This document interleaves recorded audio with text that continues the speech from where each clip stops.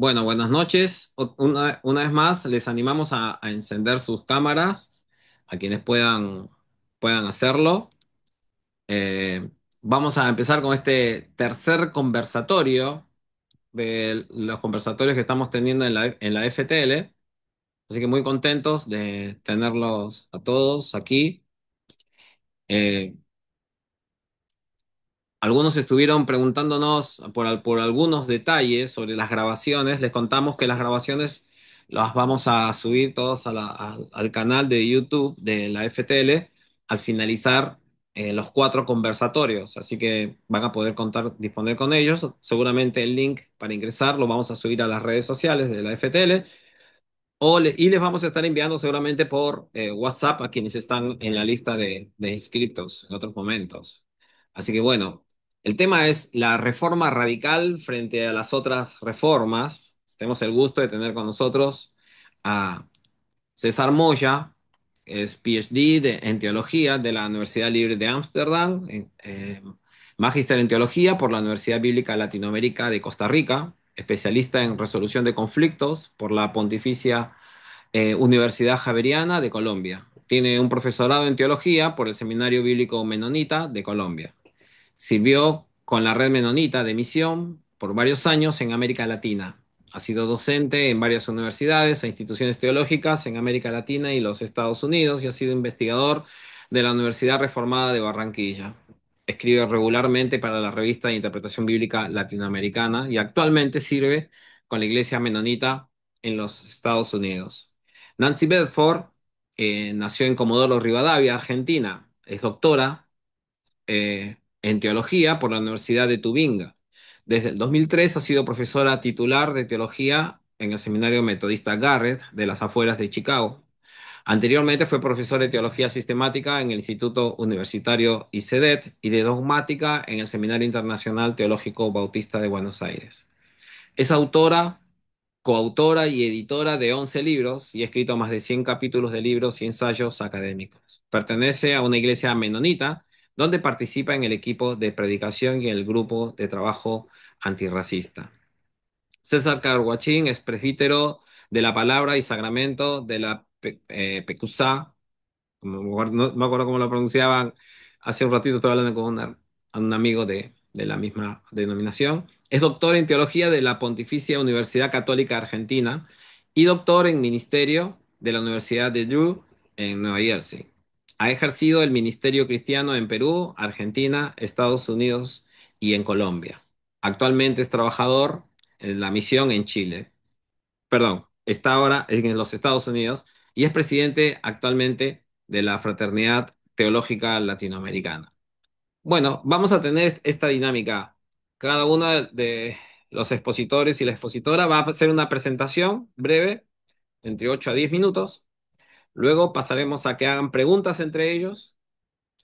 Después los vamos a dividir en grupos. Están todos invitados a participar y sí vamos a necesitar que lo hagan con cámara encendida. Después vamos a volver y le vamos a dar la oportunidad a 5 personas de diferentes grupos a que hagan comentarios breves con participaciones de no más de 2 minutos. O preguntas, comentarios y preguntas. Y luego cerramos con una participación de otra vez de los expositores y la expositora. ¿Sí? Así que bueno, les agradezco este tiempo. Y César, yo creo que te he puesto como confitrión y si no, acá lo hago y aceptame. Eh, Jair, por favor, anda aceptando los ingresos. Ok, Ok, entonces empezamos con César. Gracias. Muy. bueno, muchas gracias, Juan José. Es un gusto compartir esta noche con ustedes. Es un gusto volver a ver a Nancy, con quien tuvimos el gusto de ser evaluados por ella allá en Ámsterdam. Y también un gusto de tener a mi colega y amigo César Carguachín, con quien tuve el gusto de compartir en la Universidad Reformada en Barranquilla 5 años. Bueno, primero que todo, entonces agradezco la invitación que recibí para participar en este espacio y es un gusto hacerlo, sobre todo porque este año es especial para los anabautistas en todo el mundo. Nosotros estamos celebrando 500 años del inicio oficial de la Reforma Radical o Anabautista, que fue el 21 de enero del año 1525. Justamente en estos días en Europa se está celebrando, estamos teniendo un evento especial de aniversario del nacimiento del anabautismo. Es importante aclarar varias cosas cuando uno va a hablar del anabautismo. Uno es que a pesar de distintivos como el bautismo de creyentes, el pacifismo, la separación iglesia-estado, el anabautismo está conformado por un amplio espectro de iglesias que van desde las más conservadoras, y tradicionales hasta las más liberales y progresistas en todo el mundo. Em, y en segundo lugar, que en la actualidad el anabautismo lo conforman más de 2 millones de personas o de miembros en el mundo repartidos en los siguientes grupos o denominaciones. Están no solamente los menonitas, sino también los hermanos menonitas, la hermandad en Cristo, los hermanos, los Amish, los menonitas del viejo orden y los suteritas, entre los más nombrados o representativos. Sin embargo, lo que son los Amish y los suteritas, entiendo que todavía no son miembros del Congreso Mundial Menonita. Y lo tercero que vale la pena aclarar es que aunque hay creencias y prácticas comunes que nos identifican como anabautistas, el anabautismo como tal se caracterizó por no hacer teología sistemática, sino una teología práctica. Entonces, por eso uno va a encontrar en todos los documentos del siglo XVI que no hubo una preocupación realmente, o por lo menos no queda registrada una teología sistemática como tal. Eso ha sucedido más que todo en los últimos, no sé, de pronto 50, 60 años, pero realmente no sucedía así en el siglo XVI. Ahora bien, no resulta sencillo caracterizar el anabautismo. Inicialmente el anabautismo fue un movimiento y no una iglesia, ¿sí? Y a sus seguidores se les conocía como los Schwarmer, un apelativo en alemán que era más bien despectivo, que traduce como los iluminados, digámoslo así. Y el anabautismo en sus inicios, ese movimiento estuvo conformado por personas de diferentes procedencias. Por ejemplo, dicen los registros que había gente académica, había que eran humanistas, que eran discípulos de Erasmo de Rotterdam, franciscanos, valdenses, campesinos, artesanos, gente ilustrada y no ilustrada, pero todos ellos tenían en común algo, y era que querían cambios no solamente de tipo eclesial o religioso, sino también, y que buscaban la restauración de la iglesia, sino que también querían justicia social. Y en este punto hay una conexión fuerte con las demandas de los campesinos en ese tiempo, y que fueron liberados por Thomas Munzer y que terminaron con una trágica derrota. Hay que reconocer también que en sus inicios hubo un ala violenta del anabautismo, es decir, los anabautistas no nacieron solo como pacifistas, pero posteriormente, bajo el liderazgo de Menno Simons, el ex sacerdote católico, y en medio de la persecución y el martirio, se lograron consolidar grupos pacifistas que posteriormente fueron la base de las iglesias que tomaron el nombre posterior de iglesias menonitas y que permanecen hasta el día de hoy. Tales iglesias surgieron de la Reforma Radical, o que surgieron de la Reforma Radical, han sido designadas como iglesias libres o como iglesias, también como iglesias de creyentes, dada su independencia del Estado y el énfasis en la libertad religiosa, la libertad de conciencia. Y es una posición que, dicen los historiadores anabautistas, contrasta con el pensamiento de Zwinglio, de Lutero, de Calvino, de Bucero, de Escolampadio y de otros reformadores. En sus inicios, la Reforma Radical o los anabautistas estaban en desacuerdo, como los demás protestantes o del protestantismo clásico, de Lutero y Calvino, no solo con la estructura y varias prácticas de la Iglesia Católica, que todos sabemos muy bien, de la Iglesia oficial de ese entonces, como por ejemplo el papado, la sucesión apostólica, el magisterio para interpretar las escrituras, la doctrina de la transubstanciación, el celibato para los sacerdotes, el bautismo de infantes, que a propósito es un tema que para los anabautistas es importante tener en cuenta que surge con Constantino y consecuentemente la relación iglesia-estado. Entonces, los anabautistas más bien creían que la iglesia debería ser independiente del Estado y que se debería respetar la libertad de conciencia. Esos dos últimos aspectos, y creo que es muy importante tenerlos en cuenta, estos dos últimos aspectos principalmente generaron muchos problemas tanto con el catolicismo como con el protestantismo clásico, lo que llevó a la persecución y al martirio de miles de ellos en diferentes partes de Europa. Sin embargo, la respuesta de los anabautistas siempre fue amar al prójimo, pero también al enemigo, por lo cual ellos preferían morir antes que quitarle la vida a quienes los perseguían y los martirizaban. Y hay varios ejemplos de estos en el espejo de los mártires y donde pudieron lograr establecer comunidades donde confluyeron la fe, pero también la práctica y la vida compartida y la economía compartida. Bien, para ir terminando, no solo la persecución y el martirio a que fueron sometidos en el siglo XVI, sino las condenas contra ellos, y lo voy a decir en términos, lógicamente, que esto es de recopilar historia, eh, las condenas contra ellos en la Confesión de Augsburgo de 1530, la Confesión Luterana, y en la institución de la religión cristiana de Calvino de 1536. O sea, hubo persecución, hubo martirio, pero hubo condenas en estas confesiones de parte de Lutero y de Calvino, que llevaron a que los anabautistas y sus descendientes tuvieran, yo le llamo así, un legado de victimización.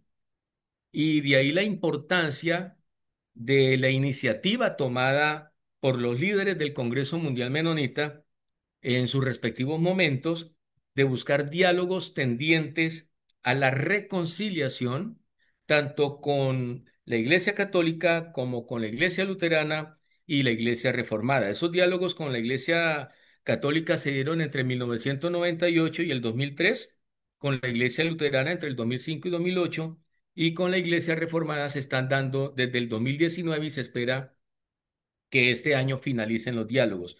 Son diálogos que se han dado con cada institución, pero también ha habido un diálogo trilateral entre menonitas, luteranos y católicos, donde el tema del bautismo ha sido central.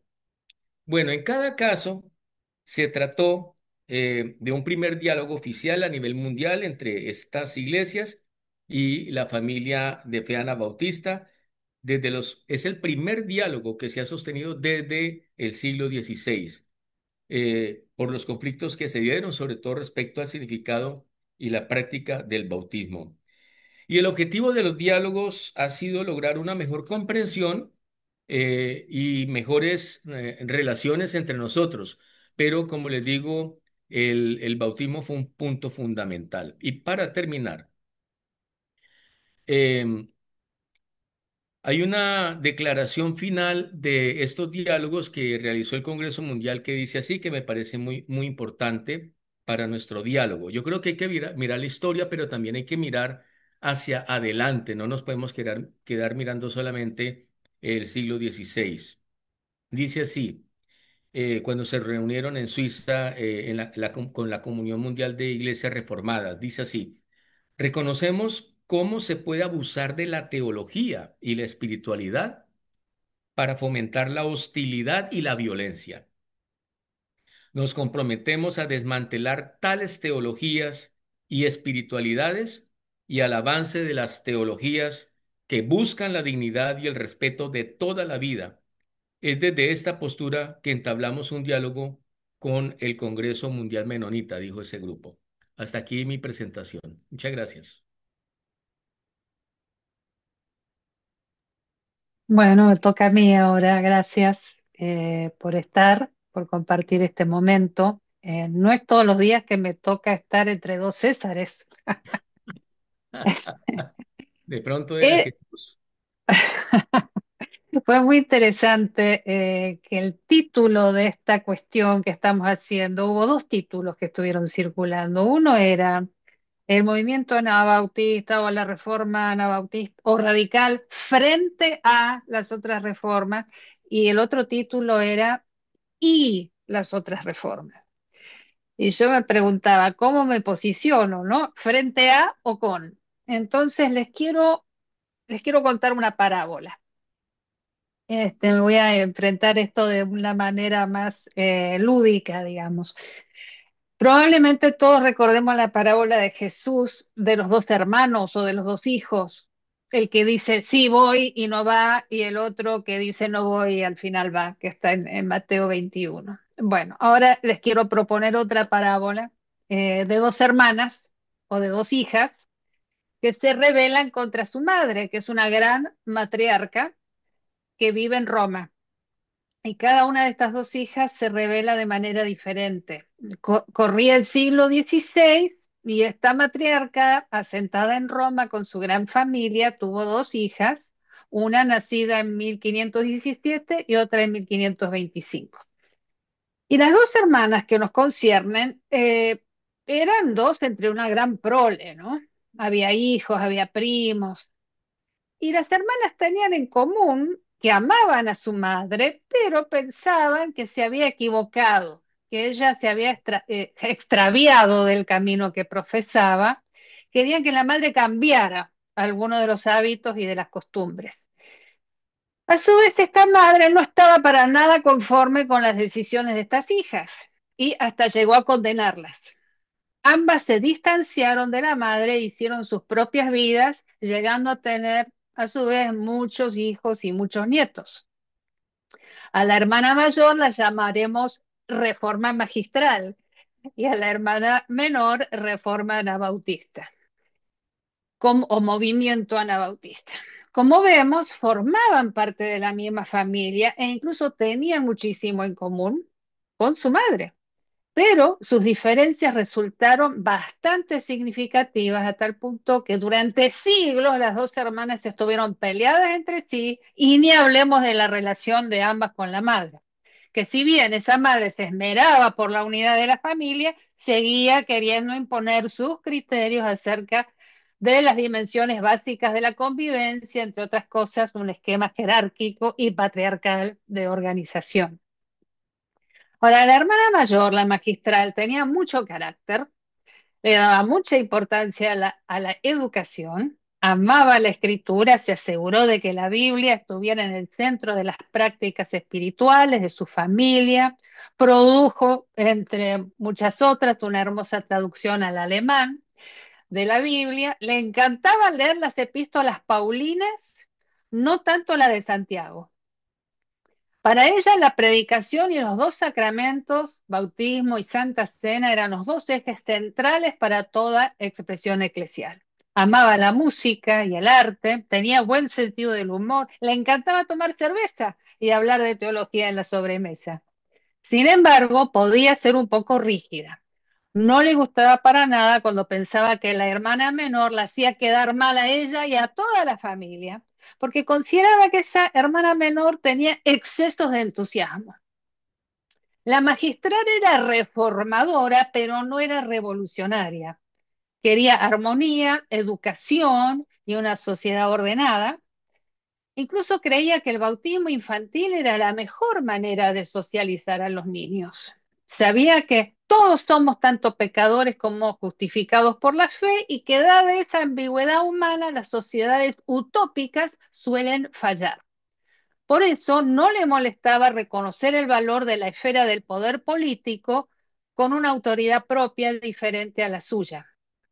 Por momentos fue muy severa con sus sobrinos, hijos de la madre anabautista.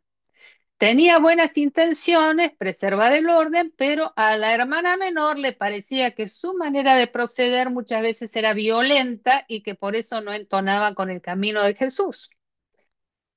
La hermana menor, la Ana Bautista, no confiaba para nada en las jerarquías y las estructuras tradicionales. Amaba la Biblia también, pero únicamente si la podía interpretar en comunidad, con una buena dosis de discernimiento por el Espíritu. Lo que más prefería era leer los Evangelios y Primera de Pedro.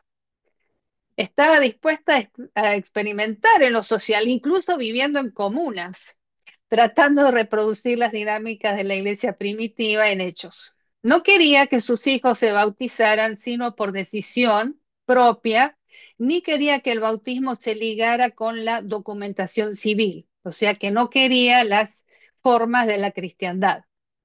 Leía los evangelios de un modo que la llevaban a decisiones que le parecían extremas, tanto a su madre romana como a su hermana magistral, tales como no participar en la policía, ni en las fuerzas armadas, ni mucho menos pelear en las guerras, ya que Jesús había dicho que amáramos a nuestros enemigos. A la hermana menor le parecía que este camino no violento era la única manera de ser fiel a Jesús, mientras que a la mayor le parecía una especie de intento de salvación por obras, que para colmo ponía en peligro su sueño de una sociedad ordenada. Pero la hermana menor era tan cabeza dura como la mayor. Algunos de sus hijos estuvieron dispuestos a perder la vida antes que acceder al servicio militar o a otras exigencias de la cristiandad, y a estos hijos que perdieron la vida, la familia de la hermana menor los veía como mártires, mientras que sus primos magistrales pensaban que estaban locos o que eran unos desubicados. La familia extendida de la hermana menor optó en muchos casos por meterse para adentro y alejarse de la sociedad mayoritaria o bien por exiliarse. Así fue que durante muchas generaciones las dos familias mucho no tuvieron que ver una con la otra. Con el tiempo, sin embargo, muchos descendientes de ambas familias se fueron acercando y reconciliando. Fueron viendo que tenían mucho más que las unía de lo que pensaban al principio. Cada hermana pudo reconocer que podía aprender de la otra, que las dos podían ser fieles al camino de Jesús a su manera y que incluso podían reconciliarse con su madre romana y su tía ortodoxa, aunque no quisieran volver a vivir a la casa materna. Y es así que a 500 años del inicio de ambos caminos, de la reforma magistral y del movimiento anabautista, puedo decir como teóloga anabautista que me nutro de la teología de la cruz luterana, de la claridad de pensamiento de teólogos reformados como Barton Moltmann y también de la energía de las hermanas que vinieron después, como el movimiento metodista o el movimiento pentecostal. Tenemos nuestras diferencias, no hay por qué negarlas, ya que nos enriquecen mutuamente. Eso no quita que seamos parte de una misma familia que confiesa la fe en el Dios Trino por el camino de Jesús, en la fuerza del Espíritu y que disfruta de la gloriosa libertad de los hijos y de las hijas de Dios. Hasta ahí llegué con mi parábola.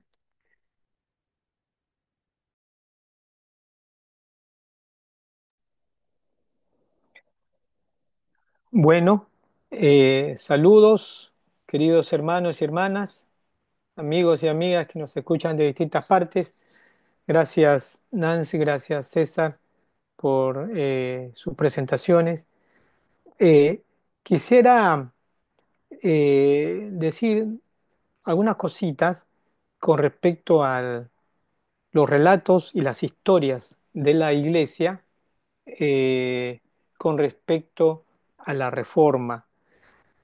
Cuando uno estudia el tema de la reforma en los textos de historia de la iglesia, depende a qué iglesia o a qué denominación pertenezca el historiador, uno va a encontrar matices marcados que representan eh, visiones, tendencias y demás sobre la reforma. Y así ha sido durante, yo diría, desde que empezó la reforma. ¿Sí?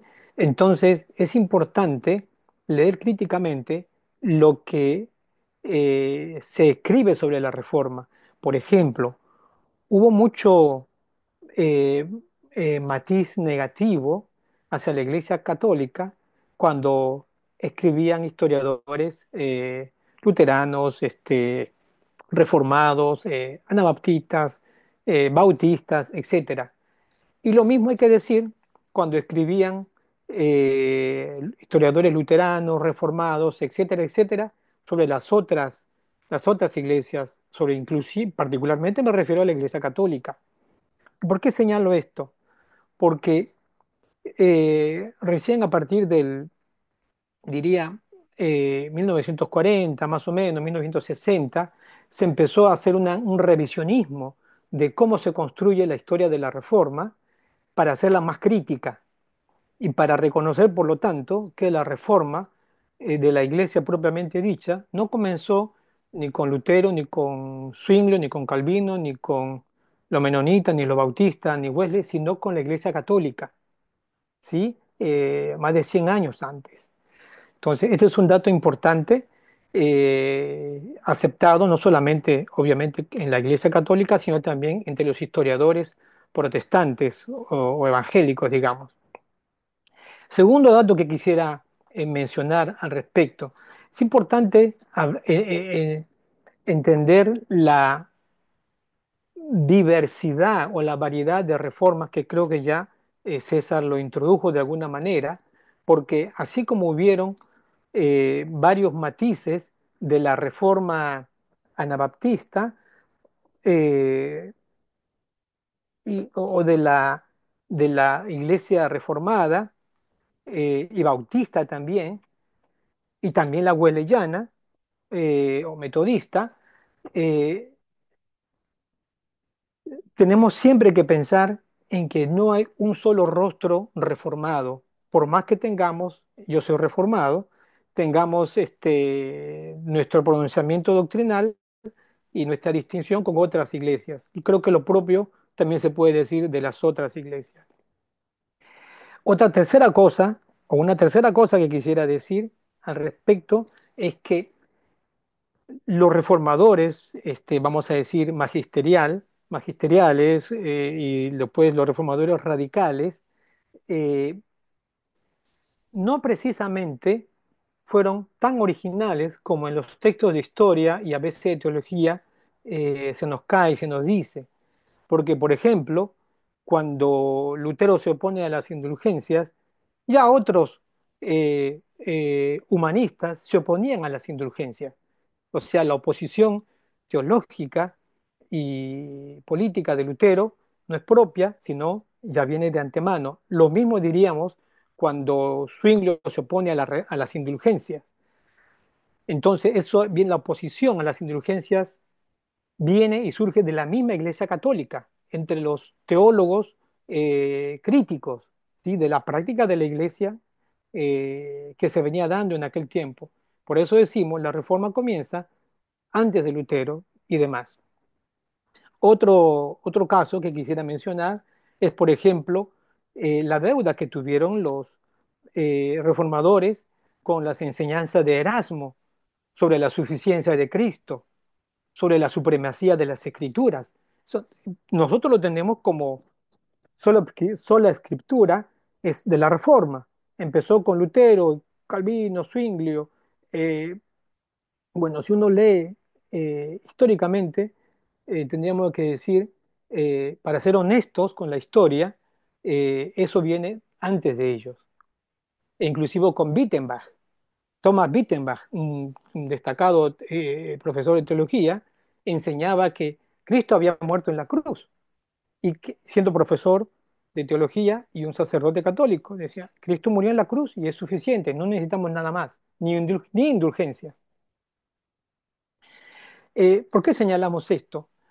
Porque a veces pensamos que un rayo de luz cae en los reformadores de cualquiera sea la vertiente y que Dios empieza a manifestarse para transformar su iglesia desde allí en adelante. Pero si estudiamos, como diría un profesor, eh, y somos académicamente honestos, tenemos que reconocer que la reforma empezó mucho más antes que Lutero, Zwinglio, etcétera, etcétera, etcétera. Bueno, eh, quizás lo último que quisiera decir sobre el tema es que eh, con respecto a la reforma radical, es que creo que algo único que nosotros podemos cosechar de la reforma radical, eh, más pronunciadamente desde Menos Simons en adelante, aunque también hubieron corrientes pacifistas antes de él, es justamente el rechazo a la violencia. Eh, y de hecho, cuando los anabaptistas sufrieron persecuciones y tuvieron muchos conflictos, ellos interpretaron que eran debido a que habían dejado algunas de las enseñanzas que los habían caracterizado desde el comienzo, como es el rechazo a la violencia, ¿no es cierto?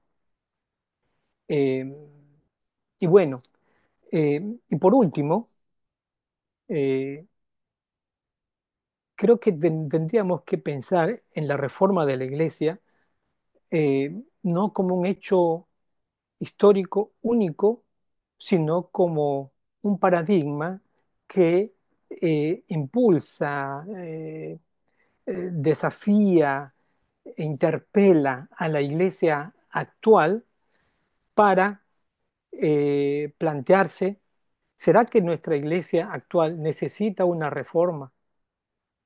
¿O es que el Espíritu de Dios solamente se movió en el siglo XVI? Y entonces de ahí en adelante el Espíritu solamente mantiene lo que se hizo en el siglo XVI. Personalmente, pienso de que necesitamos reformarnos mucho, todas las iglesias. Gracias a Dios, algunas iglesias más difíciles, más duras de cambiar, eh, están cambiando, ¿sí? Mientras otras resisten. Pero fíjense ustedes, digo lo siguiente, ya para el cierre final, que ya debo terminar, es que con el transcurso de los años, digamos, las iglesias evangélicas actualmente, y no me refiero a todas, por supuesto, pero muchas iglesias evangélicas se parecen a esa iglesia que los reformadores del siglo XVI rechazaban y que pedían que la iglesia sea reformada. Entonces, ¿hasta qué punto la situación de la iglesia actual, vamos a decir, por decirlo así, el liderazgo de las denominaciones, por decirlo así, han caído en los mismos vicios que tenía el clero y la jerarquía católica del siglo XVI, XV y antes de eso? Creo que hasta aquí sería mi reflexión con algunas preguntas compartidas. Gracias. Entonces, me gustaría que empecemos, o que empiecen, yo estaré moderador solamente, a conversar. A ver, tenemos unos minutos, unos 15 minutos, quizás un poquito más, depende cómo vaya la dinámica. Y así que bueno, el quien quiera puede comentar la presentación del otro o algún punto que quiera. Sí, Eh, bueno, yo quisiera empezar y agradecer a mis dos ¿qué? exponentes aquí em, que enriquecen mucho también mi pensamiento. Muchas gracias. Eh, Me gustó mucho que Nancy haya mencionado lo de las hermanas, habló de hermanas y eso le da un toque muy femenino, si no queremos decirlo feminista, pero me parece muy interesante porque no mencionaste, a pesar de hacer esa, y sé que no lo hiciste con otra intención, sino para dejarnos seguro pensando, ¿y qué pasó con las mujeres en la reforma radical? Porque creo que ese es un punto muy importante que nosotros hoy en día, los anabautistas, todavía en muchos sectores de nuestras comunidades de fe en todo el mundo, especialmente en el sur, se lucha bastante por reconocer el ministerio de las mujeres Pero como pasa en casi todas las iglesias, ellas son las que sostienen las iglesias en muchos aspectos, ¿no? Pues quisiera de pronto escuchar un poco más de esa parte de qué pasó con las mujeres en la Reforma Radical. Tengo algunas ideas que he leído, pero claro, por supuesto me gustaría escucharlo directamente de ti. En cuanto a lo que mencionaba César, a mí me llamó mucho la atención que reconocer que lo que se dio en la reforma no era realmente nuevo, que venía ya incluso desde los inicios mismos de la iglesia. Uno comienza a darse cuenta que en los mismos estudios de la iglesia primitiva, que ya venían algunas ideas de qué se podía hacer y cómo había que avanzar en mejor forma y sobre todo por la contextualización, porque es que la iglesia siempre debe estar contextualizándose. Eh, y en ese sentido, César, ¿qué piensas tú de que cuando tú dices que sí se necesita reforma hoy, yo estoy de acuerdo?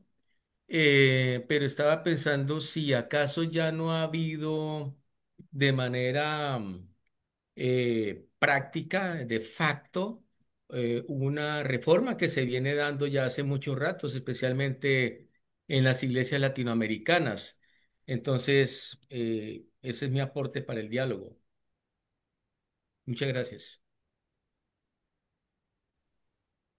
Sí, gracias a ambos. Me encantó lo que dijo César Moya de la gran variedad en el mundo anabautista. Me toca ir a como un grupo de trabajo la semana que viene con varios teólogos anabautistas. Vamos a sacar un libro como en la intersección de la teología latinoamericana, de la liberación y el anabautismo, ¿no? Y la mayoría de ese grupo son africanos. Y la mayoría de los menonitas hoy día son africanos, ¿no? No son unos rubios con el monete, no sé, en medio del campo. O sea que realmente la variedad hace que sea mucho más interesante esta cuestión. Eh, Agrego al diálogo, a los diálogos que mencionaba César Moya, un diálogo con los pentecostales, un pequeño diálogo que se hizo. No fue tan oficial y qué sé yo, por la misma eclesiología, pero yo participé en eso y me resultó muy valioso. Y eso se vincula con el tema de las mujeres. ¿Por qué? Porque si miro la historia del movimiento anabautista, cuando hubo espacio para una neumatología vibrante, hubo espacio para que las mujeres hicieran cosas. Cuando se volvió como más rígido, más seco, más menos neumático, por así decirlo, y no se ha dejado que el camino de Jesús se renueve en el espíritu, en un contexto nuevo, ahí es que las mujeres fueron como dejadas de lado o puestas a un costado, digamos, en las estructuras eclesiales de ese movimiento. Rescato de todo el protestantismo, sin embargo, una mayor libertad, por eso hablaba de que somos partícipes, copartícipes de la gloriosa libertad de los hijos de Dios y de las hijas de Dios, porque en todo el movimiento protestante en general hay más espacio para las mujeres en general por lo menos a ciertos niveles que digamos, las tradiciones católicas, por ejemplo, con todas las imperfecciones que eso implica, ¿no? Pero hay algo del protestantismo que abre esos espacios un poquito más. Yo soy fruto de eso. Y bueno, en cuanto a lo que decía el otro César, valoro mucho lo que decís de la continuidad dentro de lo católico y lo reformado. Es decir, por eso yo decía, algunos de los movimientos de reforma o de cambio se quedaron adentro de la casa de la madre, por así decirlo, nunca se fueron, pero o sea, hay mucha variedad dentro del catolicismo, dentro de ese gran mundo que es. ¿No? Dentro, abajo de esa especie de gran paraguas. Mucha variedad. Y con algunos de esos grupos sentimos mucha afinidad. Y en cuanto a la espiritualidad, incluso se discute si los anabautistas no tienen algo más parecido a ciertos movimientos medievales, espirituales, que con un Calvino, por ejemplo, ¿no? Y bueno, el otro punto que hablabas de la iglesia reformada siempre reformándose, súper importante, y valoro eso. Eh, por último, frente a la fuerte secularización, hay un cambio también que nos acerca, no solamente entre los evangélicos o protestantes y con los católicos y los ortodoxos, sino también con la gente practicante de otras religiones, como sobre todo el judaísmo e islam. Tenemos más en común los que observamos una religión a veces que con la gente que absolutamente no quiere tener nada que ver con la trascendencia explícitamente. O sea que cambia todo el tablero, cambia, porque de golpe en mi comunidad menonita, por ejemplo, hay gente bautizada por inmersión, por decisión propia, pero hay mucha gente que no, que vino del catolicismo a otro lado y nunca se rebautizó, ni se lo pediríamos. Y esto no hubiera pasado hace 50 años. Es decir, que hay un cambio en lo que es la ecumenicidad también de facto, muy importante y que tiene que ver también con ese acercamiento posible entre estos distintos grupos. Bueno, me callo.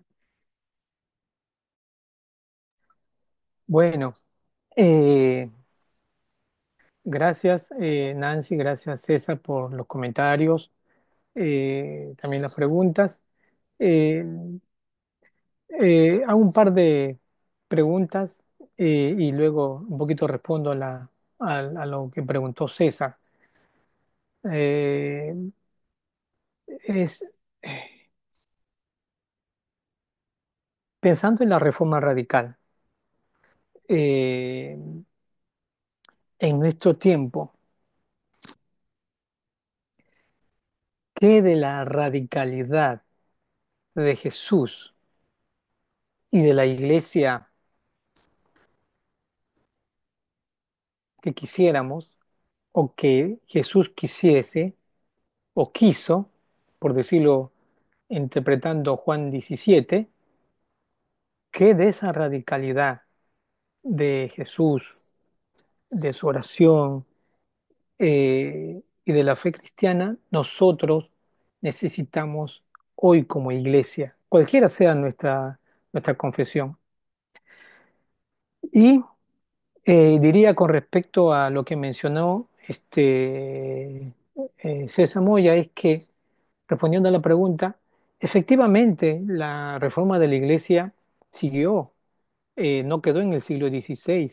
De hecho, la iglesia bautista, históricamente hablando, comienza en 1609 y luego continúa en 1611, etcétera, y después se va dividiendo y demás.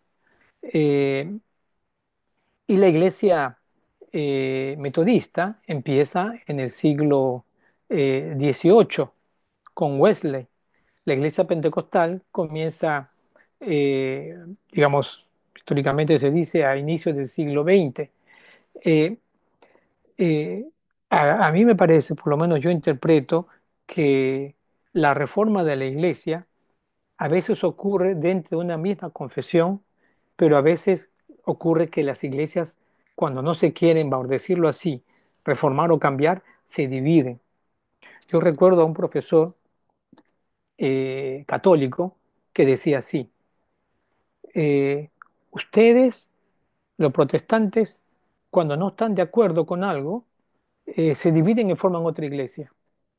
Nosotros, cuando no estamos en desacuerdo con algo, formamos una orden nueva. Espero que se entienda esa respuesta eh, bastante, digamos, política dentro de la gran iglesia católica, que hay tanta variedad que creo que Nancy mencionó claramente eso. Eh, y quizás si tú me hiciera hacer una pregunta más, yo diría, y aquí, porque me parece que sería bueno una reflexión un poquito más profunda quizás, ¿qué de los vicios o qué del, para usar la palabra que usaban los reformadores, qué de la corrupción a la cual acusaban los reformadores que tenía la Iglesia Católica Romana en el siglo XVI, tenemos nosotros hoy exactamente en las iglesias llamadas evangélica, protestante, reformada, cualquiera sea, o pentecostales, cualquiera sea el nombre? Yo creo que esta es una reflexión que amerita, me parece a mí, una reflexión seria, porque si nosotros leemos los textos de Lutero, hablando de fuentes primarias, ¿cierto? Lutero, Zwinglio, Calvino, los primeros reformadores eh, anabaptistas, y uno ve de qué acusaban ellos a las iglesias, a la iglesia católica, hoy en día serán textos fácilmente tenidos como referentes para las iglesias, algunas iglesias evangélicas, etcétera, etcétera, etcétera. ¿Qué de eso nos llega a nosotros hoy? ¿Cómo nos interpela eso? Bueno, hasta aquí.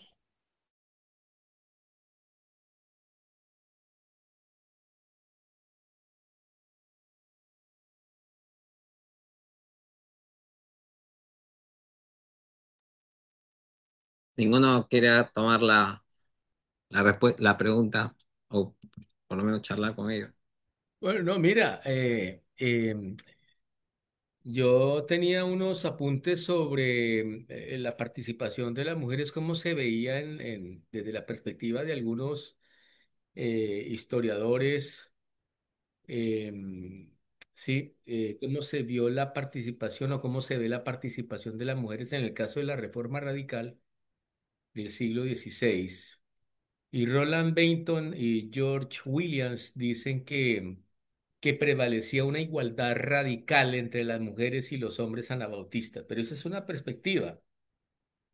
También leía que otro autor, Klaus Peter Klassen, decía o dice que por revolucionario que fuera el anabautismo, no mostró ninguna inclinación a otorgar a las mujeres un papel más importante del que tenían habitualmente en la sociedad del siglo XVI. Y otro autor, Joyce Irwin, dice que no se evidencia igualdad religiosa en el anabautismo ni tampoco de mujeres predicando, misionando o asumiendo roles de liderazgo en las congregaciones anabautistas. Y el mismo Harold Bender, muy reconocido en el medio anabautista, decía que una vez pasado el periodo creativo del anabautismo, las comunidades y las congregaciones asentadas volvieron más a la típica actitud patriarcal de la cultura europea. Bueno, eso es como para decir que hay algunos, algunos entre los anabautistas seguimos muy inquietos con esta temática, eh, eh, pero por supuesto no tanto de lo que pasó o no pasó, sino también de lo que queremos que se dé hoy en las iglesias. Y todo ha sido un proceso. Y en cuanto a lo, César, a mí me parece que, por lo menos desde que yo tengo uso de razón de estar relacionándome con las iglesias de diferentes denominaciones, iglesias históricas y otras evangélicas, a mí me parece que en América Latina sí hay un movimiento desde hace mucho rato, y no sé si exactamente desde el surgimiento de la teología de la liberación, donde hay unos elementos muy en común entre nosotros. Por ejemplo, que todos los que eh, llegamos a reunirnos en diferentes espacios para hablar de América Latina, siempre vamos con el ansia de que vamos a leer la Biblia desde otra perspectiva, no desde la perspectiva de los opresores, sino los oprimidos, no desde la perspectiva del que está en poder, sino de los que están en la base, que estamos tendiendo a un pacifismo activo, en un pacifismo pasivo, o sea, una no violencia activa, la importancia de tener, de formar comunidad, y eso se está dando en muchos espacios. Hay comunidades intencionales, no solamente comunidades, digamos, que surgieron, sino también comunidades intencionales en medio, por ejemplo, de una vida urbana, como hay gente que forma comunidad intencional. em, es decir, yo creo que hay un movimiento, de hecho, que está. Y me parece a mí que es una reforma, como alguien escribió en un chat ahora, que cada 500 años parece que la iglesia se mueve hacia una reforma. Y pasó en el siglo sexto, pasó en el siglo XI, pasó en el siglo XVI y ya estamos en el siglo XXI. Entonces, creo que es que las estructuras institucionales son tan fuertes que crear una nueva institución no es tan sencillo, y además sería antirreforma. Más bien es la expresión de libertad en que Jesús nos ha dejado ese legado, y trabajar por el prójimo, seguir trabajando por un mundo mejor. Pero yo creo que de hecho, de facto, hay una reforma que está caminando desde hace ya varias décadas.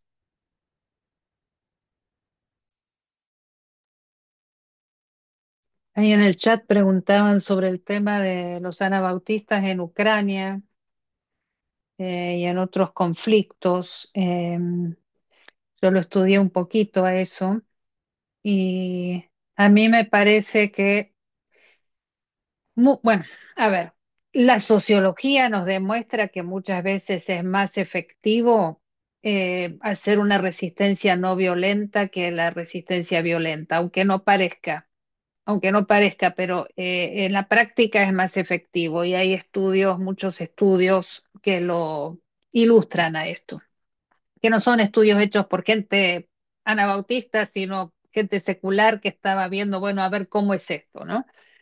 Y cuando esos estudios, por ejemplo, de Erika Chenoweth, que está en Harvard, una vez que se pasa el umbral de más o menos entre un, digamos, 5 o 7%, algunos dicen 3% de la población que se organiza y resiste pacíficamente, hay cambios, se logran cambios. O sea que no es gigante la cantidad de gente que tiene que estar movilizándose. Eso a mí me da esperanza acá en este país, donde estoy ahora, en este momento, que es un momento de mucha crisis y de mucha injusticia flagrante, ¿no? Pensar en esa posibilidad de resistir pacíficamente y aún en casos de guerras, pensar en formas creativas de resistir. Y de hecho en Ucrania hubo bastante de eso, hubo mucho de eso, que no se publicitó tanto, y no solamente de anabautistas, sino también de testigos de Jehová, por ejemplo, que dicen yo no voy a matar a otra persona, ni acá ni allá. Así que es muy interesante ver movimientos sectarios que salen del protestantismo, ¿no? Que a veces tienen voces interesantes, alternativas, pero es como que nos dejamos fascinar por la película que siempre es la misma, ¿no? Que sale el héroe y violentamente mata a todos y renueva todo a través de la violencia. Y esa película la tenemos como incorporada cuando creo que la propuesta de Jesús es diferente. Así que, de todas maneras, cuando hay invasiones, guerras y qué sé yo, pareciera que es una estupidez y hasta peligroso hablar de la resistencia no violenta.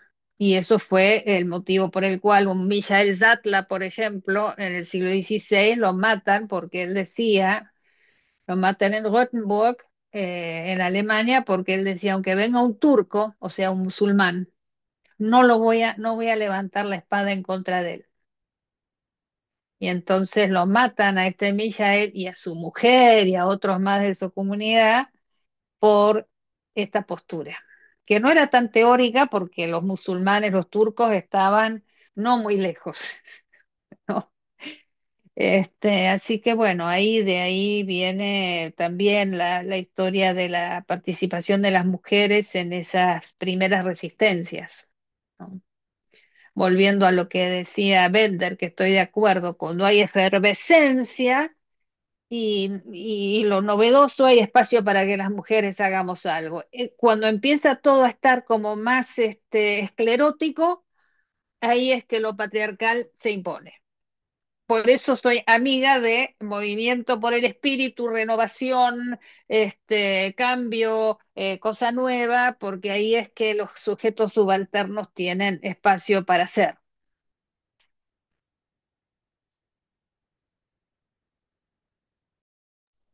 Sí, bueno, Eh, perdón, eh, sí, adelante, César. eh, yo quisiera ensayar una suerte de 4 comentarios breves sobre y plantearlos como pregunta al mismo tiempo a las personas que nos están escuchando, hermanos de diferentes y hermanas de diferentes tradiciones. A mí me parece que en América Latina, en- no importa cuál sea tu confesión, pero en América Latina, y no solamente ahí, pero pensando ahora en nuestra área, en nuestra región, nosotros tenemos 4 desafíos que exigen radicalidad. Eh, Están atravesados por una violencia terrible, por la internacionalización de los grupos criminales, eh, así como también de las violencias propias debido al machismo, al patriarcalismo, al sistema patriarcal eh, y al androcentrismo. eh, Debemos de pensar en una radicalidad de la paz, de un pacifismo en nuestras relaciones, de los distintos tipos que podamos hablar. Entonces, primero, una radicalidad eh, que confronte la violencia, no con otra violencia, sino con una actitud pacifista, ¿sí? Y con prácticas pacifistas, etcétera, etcétera, etcétera. Segunda cosa, a mí me parece que nosotros, como iglesias, de nuevo, sin importar la confesión, necesitamos una radicalidad respecto a la valoración, los derechos de la mujer en la sociedad y por ende a la iglesia. Yo quisiera que no solamente pensemos en la iglesia, sino en la sociedad a donde pertenecemos y a donde pertenece la iglesia. Entonces, una radicalidad respecto al lugar, a la igualdad de la mujer. Y yo un reconocimiento no solo de papeles, sino en las prácticas, porque todos saben que todos nuestros gobiernos, todos nuestros estados han firmado la mayoría de los derechos humanos, los derechos sociales, políticos y culturales, etcétera, los derechos de la mujer y los derechos de los niños, pero en la práctica eso está ausente. Está ausente muchas veces en nuestras iglesias, así como también en la sociedad. Una tercera radicalidad, me parece a mí, que necesitamos nosotros, es la radicalidad de la inclusión o de la inclusividad, si queremos llamarlo. ¿Con respecto a qué? Con respecto a los distintos colectivos sociales que están en nuestros países y que nosotros, como iglesia, como hermanos, hermanas en la fe, como seguidores, seguidoras de Jesucristo, tenemos que ser radicales porque Jesús fue radical. A Jesús lo mataron no por ser exclusivo, sino por ser inclusivo. ¿Sí? por aceptar, bueno, no voy a entrar con los relatos evangélicos, pero está muy claro que Jesús tenía una práctica de la inclusividad y nosotros tenemos la mayoría de las veces prácticas exclusivas.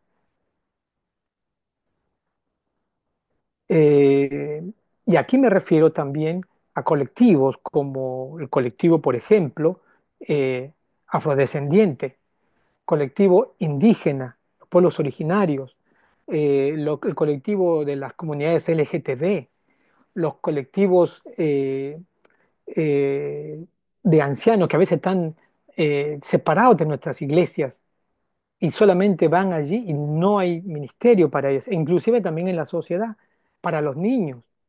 Yo creo que cuando hablamos de inclusividad, no solo, a veces se asocia solamente en cuestiones de género, pero es un concepto bastante amplio que nosotros debemos de pensar eh, en una radicalidad sobre estos temas. Y por último, eh, yo diría una radicalidad eh, para eh, el combatir la injusticia social. Por lo tanto, una radicalidad de la justicia social. Hoy en día, desde Estados Unidos, en Argentina, país que tanto quiero, y en otros países, eh, la palabra justicia social es mala palabra.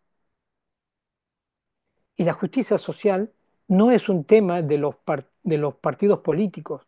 La justicia social es un concepto que viene de la Reforma, pero también viene de la doctrina social de la Iglesia Católica, pero viene también básicamente en los padres de la Iglesia.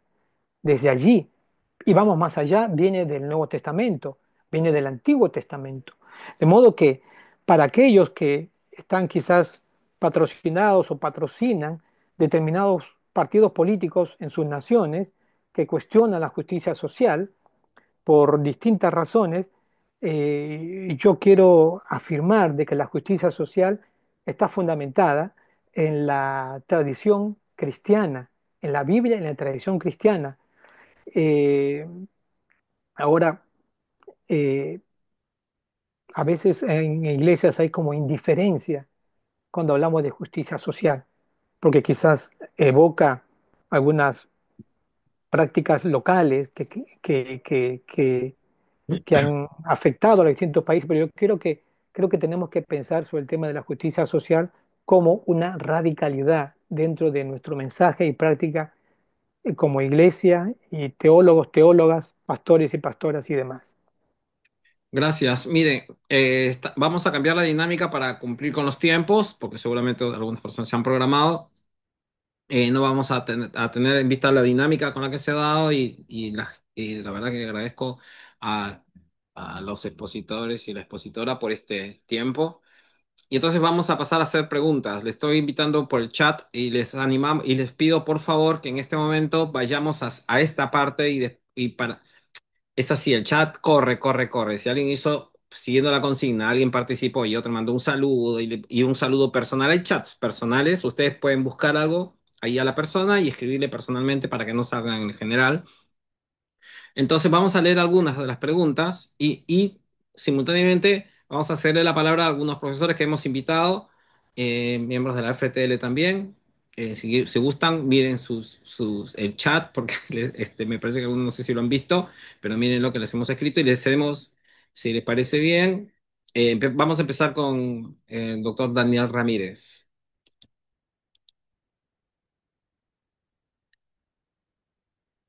Sí, gracias y muchas gracias a los tres. Mi pregunta es la siguiente. A esta distancia, ah, ¿cómo se sigue enmarcando los límites de la reforma?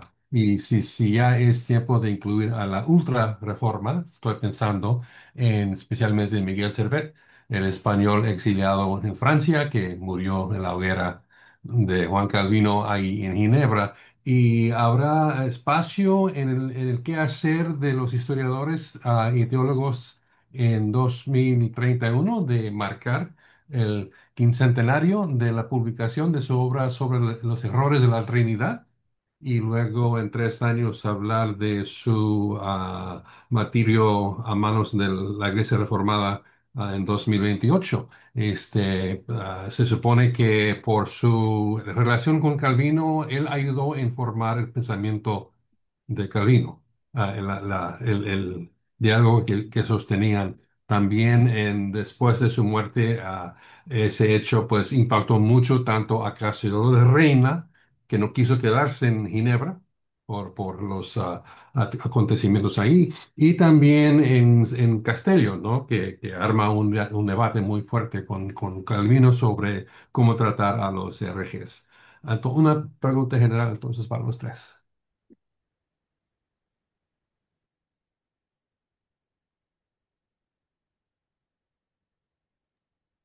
Sí, me resulta muy interesante ese tema de los antitrinitarios, que los hubo también anabautistas en Ámsterdam, que después también se acercaron a Spinoza, cuando a él lo echaron de la sinagoga, ¿no? Yo soy muy trinitaria en lo personal. No me atrae la teología antitrinitaria como tal, pero pensar en por qué ocurren violencias en contra de cierta gente me parece que es una lección que tenemos que tomar muy en serio, ¿no?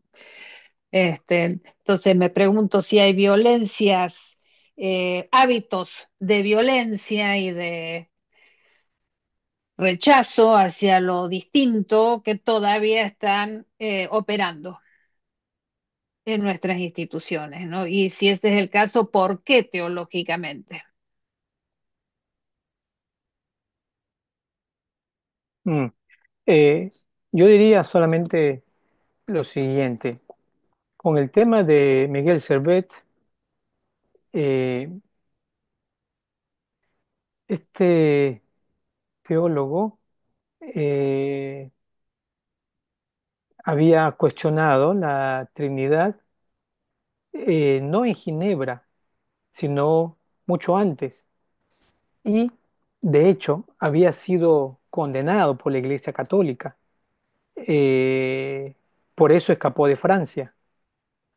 Eh, y cuando en su escape, porque él eh, no escapaba a Ginebra, iba para otro lado, para en Ginebra y es reconocido por la población ginebrina y, lo detienen, porque entiendan el contexto de ese tiempo. Eh, entonces, es detenido y es acusado. Entonces, en ese tiempo, menudo problema que tenía Calvino y el concilio de Ginebra. Lo que hizo el concilio de Ginebra fue, eh, ustedes saben que Ginebra pertenecía a lo que era llamado en ese tiempo la Confederación Helvética. Entonces, el concilio de Ginebra, cada ciudad, cada cantón tenía su propio concilio, eran autónomos, ¿sí? Cada cantón uno del otro. Y a todos se envió un- una consulta, digamos, en la Confederación. Y la respuesta de todos los cantones fue, eh, eh, él está condenado ya. Entonces, esa fue la razón, digamos, política para que eh, el Concilio de Ginebra eh, ejecutara a Miguel Servet, ¿sí? En honor a la historia. Eh, Sin lugar a dudas que habían diferencias con Calvino, eh, pero esto ha sido, digamos, atribuido en lo personal a Calvino. No quiere decir que Calvino se opuso, porque Calvino no se opuso al tipo de ejecución, sí, cosa que Miguel Sever rechazó. Eh, pero eh, la iglesia reformada, pues encuentra en esta ejecución muchos temas para reflexionar. Y en la historia, en la teología reformada, habrán algunos quienes refrenden y estén con un ok con ese tipo de cosas, pero obviamente muchos otros están en contra, ¿sí? Pero el desacuerdo actual no es lo mismo que estar viviendo en el siglo XVI en el lugar de Ginebra. Y tenemos que recordar que así como en la Ginebra calvinista se ejecutó a Miguel Servet, así también en la Zurich de Zwingli se ejecutó a otros anabaptistas, así como los luteranos ejecutaron a otros que no comulgaban o no se sujetaban, digamos, la confesión de ellos o que eran ya vistos como con persecuciones, lo mismo que la Iglesia Católica. Entonces, no quiero decir, porque no es un consuelo, decir que por ser una práctica de ese tiempo, por lo tanto está bien. Creo que había suficientes razones para pensar en alternativas diferentes que evidentemente no se tomaron. Gracias. Tenemos a la doctora Elizabeth Salazar y les vamos a rogar que uno de los tres responda y que cumplamos la norma de 2 minutos. Así podemos aprovechar los últimos minutos que nos quedan y otros pueden participar Pues también. yo quería tocar un poquito el tema de la Trinidad, no tanto desde Servet, pero creo que cómo nos desafía hoy en nuestras prácticas eclesiales y teológicas. Yo creo que la Trinidad sigue siendo importante. El problema es, desde mi perspectiva, que hemos asumido una Trinidad muy androcentrista y patriarcal. Entonces, Dios es Padre. El Espíritu Santo es él y no la, y el Hijo, por supuesto, es masculino. Yo creo que ya algunas iglesias, y dentro de esas donde yo estoy ahora, identificamos a la Trinidad en un sentido mucho más amplio, más inclusivo, y creo que eso hace parte también de la práctica. No podemos hablar de un Dios solamente patriarcal y querer ser iglesias inclusivas. No podemos hablar de un espíritu que es masculino cuando es una espíritu, como también lo dice, entiendo en el hebreo, que es una más hacia lo femenino que hacia lo masculino. Y por supuesto un redentor que es muy masculino, pero que también trae una imagen de ternura y una imagen femenina. Entonces ahí es donde yo creo que tenemos que también prestar atención, la Trinidad, y además la Trinidad es importante desde mi perspectiva y sobre todo en la perspectiva anabautista porque nosotros consideramos que la comunidad es el centro de nuestra práctica de la fe. Y sin un Dios trino, ¿cómo expresamos la comunidad? Bueno, en fin, yo sé que hay mucho más para hablar, pero por lo menos dejar estas pinceladas aquí en la conversación. Gracias. Elizabeth, ¿puedes abrir el micrófono? A ver, ahora. Y después Ahora sí. seguiremos con Álvaro Michelin y así vamos Bueno, cerrando el encuentro esta noche. un abrazo grande. Disculpen, saludé a David que nos habíamos encontrado. Mire, mi pregunta es bien directa, porque la reforma radical nos puede aportar mucho hoy día. Y pienso cómo nos podría aportar sobre el tema de la laicidad, especialmente en los contextos como el nuestro aquí en Chile, que tenemos partidos políticos evangélicos que quieren influenciar directamente en la política y, y pienso que hay desafíos que necesitamos enfrentar hoy día y para mantenernos fieles en el carácter profético que tenemos en nuestros contextos y que yo veo que la reforma radical nos podría ayudar mucho por esa fuerza que tienen al respecto de mantenerse el carácter de comunidad. Porque todo lo que mencionó César, uno de los César, es sobre lo que tenemos que enfrentar. Para mí, el individualismo es una de las cosas más terribles que nos está pasando como movimientos evangélicos. Somos movimientos comunitarios, pero hoy día estamos traspasados por el individualismo. Así que, ¿cómo ustedes ven que nos podría ayudar la reforma radical a esto del laicismo? Nosotros como en Chile estamos cumpliendo 100 años de la separación de la iglesia y el Estado. Y ahí aún la gente en general no sabe lo que el laicismo y la laicidad. O sea, no, todavía la iglesia católica tiene la gran fuerza y los evangélicos golpean la mesa en esto.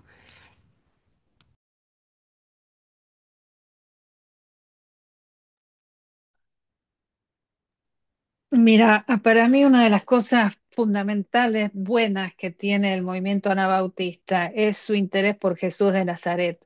Pareciera una tontera, pero a veces no se presta atención a lo que enseñó, ni cómo vivió, ni qué dijo. Se pasa por encima todo eso y se habla de la cruz y todo lo demás, de una manera muy abstracta. El movimiento anabautista siempre insistió en tratar de seguir a Jesús, Jesús de Nazaret, con los pies sobre la tierra, ¿no? Y entonces cuando vos ves cómo él ejercía el poder y cómo él era, te pone en perspectiva un poco cuál debe ser como nuestro accionar, ¿no? Ante el poder, porque él no negaba que el César, no ninguno de estos dos Césares, sino el otro César, tuviera su espacio con lo de la moneda, ¿no?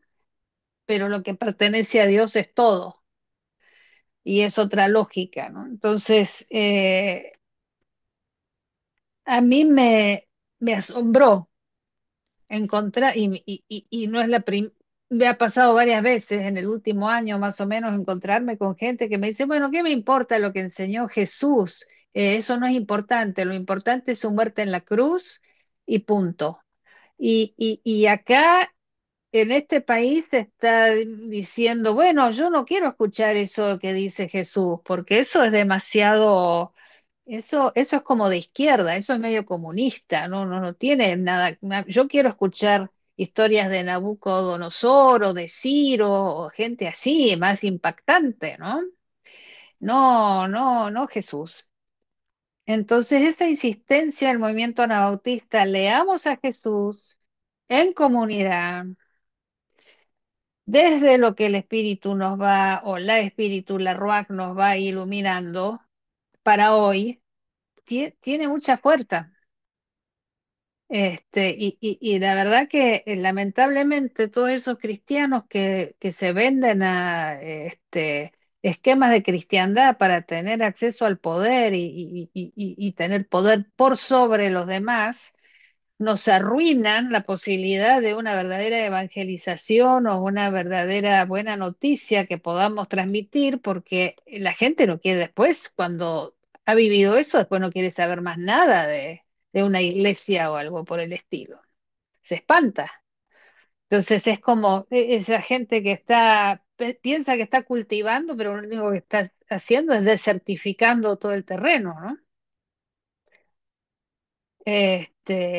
Así que es verdaderamente desastroso para el futuro de la iglesia ese tipo de esquema de cristiandad, de imponer, de buscar por ese camino una supuesta ética cristiana fijacionada con los cuerpos de las mujeres y la gente no heterosexual, ¿no? Fijacionada con eso y nada más. ¿Dónde está eso en Jesús? Entonces parecerá como de mal gusto en algunos lugares, pero volvamos a los evangelios. ¿Qué dicen? ¿Qué enseñó? Y no lo digo por no creer en él como Dios también, por supuesto que sí, pero una cristología alta desde abajo, desde lo que él enseñó, si no, ¿para qué estuvo acá 33 años? Gracias, Les. Gracias, Elizabeth. Doctor Álvaro Michelin, quizá quiera compartir la pregunta que compartió por el chat aquí. Sí, muchas gracias. Bueno, va en la misma línea de la pregunta de Elizabeth, ¿no? Si el movimiento anabautista hoy en día sigue teniendo como un postulado fundamental la separación de iglesia y Estado, ¿no? Eh, Porque eso tiene muchas implicancias, ¿no? Como la relación de las iglesias o de las congregaciones, iglesias locales o iglesias denominacionales, relación con el poder político, y cuando hay vínculo con el poder político, viene la cuestión con el poder militar y de paso con las cuestiones económicas. Y bueno, digo, si hay algo para responder al respecto, gracias. Eh, Brevemente yo diría lo siguiente. En el siglo XVI, antes de la aparición de Menno Simons, habían eh, distintas expresiones del anabaptismo, como el, uno que buscaba la separación total de el poder del gobierno, digamos, en donde sea que fueren. Sin embargo, habían otros que abrazaban y querían eh, estar con el gobierno. En el caso de Zúrich, es lo que pasó con Grebel. Grebel trató de convencer al concilio de Zúrich. El concilio de Zúrich, eh, pues en la disputa dio por la victoria a Zúrich, a Zwinglio, perdón. De modo que eh, al darle la victoria de la disputa interna allí entre anabaptistas y Zwinglio, el concilio y Zúrich continuaron con la reforma zwingliana. Eh, entonces, el movimiento anabaptista en Zúrich, liderado por Grebel y otros, pues tomaron una actitud, digamos, del lado del gobierno. Acuérdense de que también, por otro lado, en el sur de Alemania, el otro grupo anabaptista formó una teocracia con un gobierno propio. Entonces, no es que estaban, digamos, alejados con todo lo que sea el poder temporal. En ese caso, ellos formaron el gobierno temporal, ¿sí? Eh, Luego, obviamente, se van depurando las ideas dentro del movimiento anabaptista y ya desde Menos Simons podemos decir que hay una separación más permanente como doctrina, no, por ejemplo, al juramento, no aportar armas, no de aceptar cargos públicos. Eh, Hoy en día me parece que en las iglesias de tradición menonita, digamos, pueden haber diversidad de interpretaciones sobre esto en la actualidad. Gracias. Y cerramos el encuentro de hoy con el doctor Neyel Rojas. Así que quiere abrir su micrófono. Gracias, Álvaro. Muchas gracias, Juan José. Eh, Hablando del Uruguay, muchas gracias, hermano de Uruguay, que acaba de hacer una presentación. Yo viví casi 9 años, hace más de 30 años que estuve ahí, y uno de mis vecinos, entre mis vecinos había una familia de menonitas. Y un día estuve conversando con la hija mayor de ellos. Y, perdón, ¿me escuchan bien? Gracias. Y la hija de ellos me decía que entre su generación ya no se hablaba tanto de la iglesia menonita, sino del pueblo menonita. Y eso es algo que ha quedado en mi mente a través de los años, como una gran pregunta. Y quisiera que nuestros expositores, especialmente los de origen menonita, nos pudiesen decir algo al respecto. ¿Se escucha?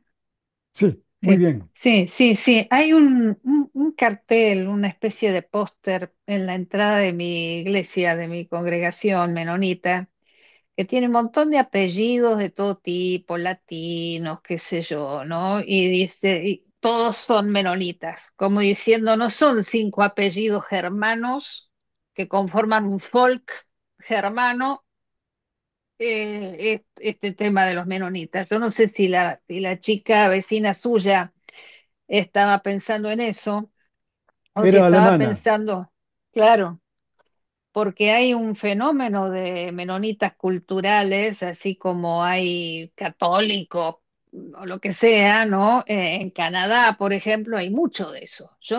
Me asombré cuando estuve, ¿no? O sea que hay gente que es menonita culturalmente, pero que no participa en una iglesia, no.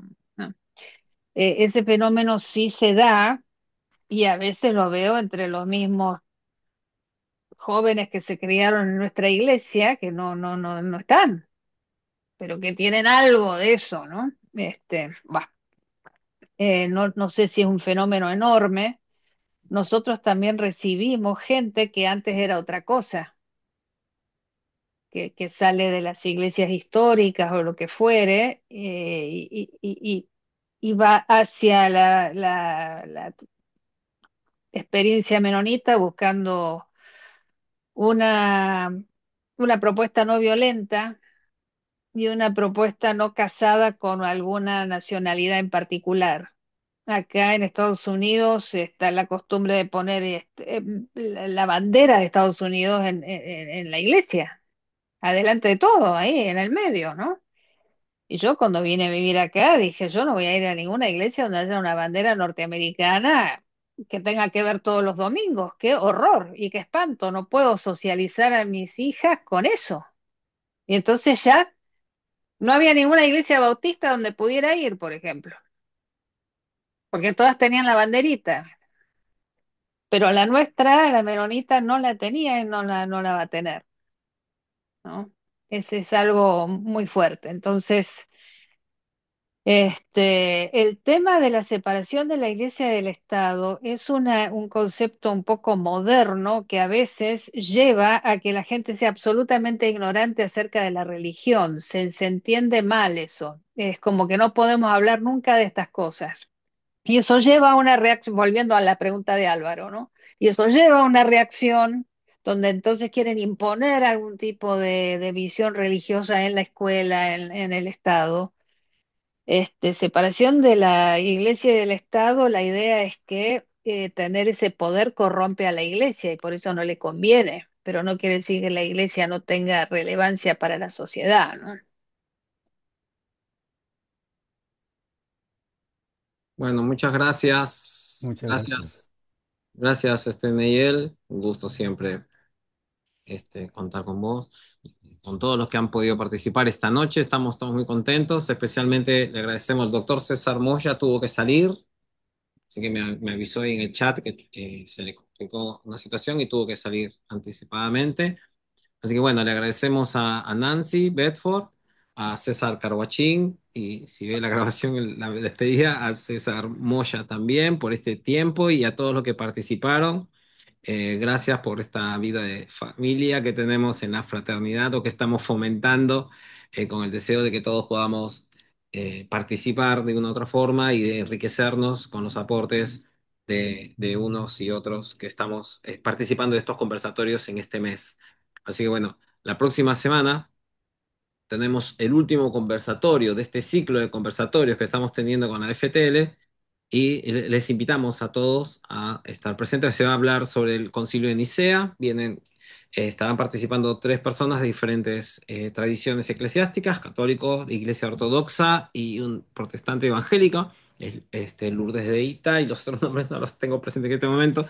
Me acuerdo de Lourdes porque la tenemos aquí también presente en esta noche. Así que bueno, están todos y todas invitados. Y si tienen personas que puedan interesarle el quehacer teológico y estos conversatorios, siéntanse en libertad de compartir el link. pero hagámoslo de forma personal, si les parece bien, y esto no con fines de sacar a gente, sino por el contrario, para que sea por ahí un grupo que podamos participar como ha sido esta noche de forma armoniosa y enriquecedora. El chat ha estado riquísimo, la verdad, hoy, así que muy enriquecedor, así que se lo vamos a compartir a Nancy, a los Césars, como dijimos al principio, para que ellos puedan retroalimentarse también con estas participaciones. Y si les parece bien, al compartir, a socializar la grabación, compartiremos también de este chat. Gracias a quienes invitamos ahí sobre la marcha. Este es lo lindo de un conversatorio. Si tuviéramos acá un café, una mesa, seguramente hubiera sido así, mucho mejor. Y este es el clima que creo que queremos compartir también. Así que le agradecemos a Elizabeth, a Álvaro, a Neyel, que participaron, también a Daniel Ramírez por sus participaciones y a todos los que han sumado en el chat y las conversaciones que han tenido entre ustedes también. Les agradecemos porque por lo menos yo en la lectura me he visto bastante enriquecido. Bueno, les mandamos un fuerte abrazo desde diferentes partes de las Américas, y nos estamos viendo, Dios mediante, el próximo viernes, en el siguiente conversatorio muy, muy valioso, es el Credo de Nicea, desde las perspectivas latinoamericanas. Así que bueno, nos vemos a las 21 horas. Chao, Chao, Muchas gracias, gracias. bendiciones. chao, abrazo. Igualmente.